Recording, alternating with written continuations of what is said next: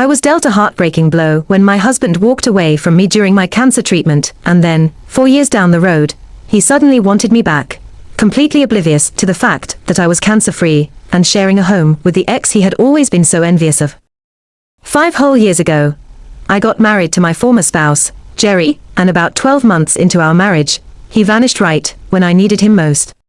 Back then, both of us were just 25 years old, and we had been a couple for approximately 3 years after college.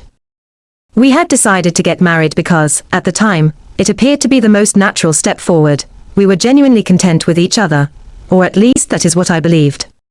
We had been married for something like 4 months when I received the news that changed my life. I had stage 2 cervical cancer.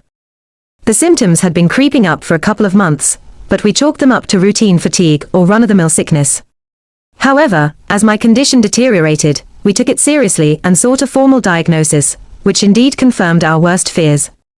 From that point on, I was inside and outside the hospital on a frequent basis, and initially, Jerry was incredibly supportive. He truly went above and beyond to tend to my every need. He handled my endless medical documentation, stayed in constant contact with the doctors, and did everything possible to ensure I had one less thing to worry about.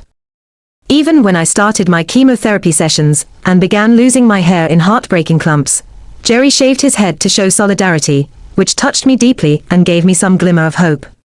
Those first couple of months, he was nothing short of astonishing. I felt genuinely protected and cared for.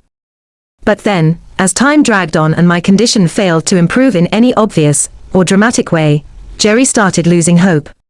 Over half a year had passed by then, and I had gone through round after round of treatment, each one taking a toll on my body.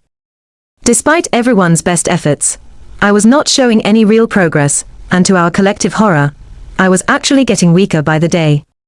Jerry began pulling away from me emotionally, retreating into his own world, and no matter how much I tried to reach out to him, coax him to talk openly, he would shut me out. I felt unbelievably hurt, because I was already dealing with a terrifying, life-threatening battle, and on top of that, his coldness made it feel like he was dismissing me entirely. Desperate for some sort of reaction, I would pick fights with him just to force him to pay attention to me.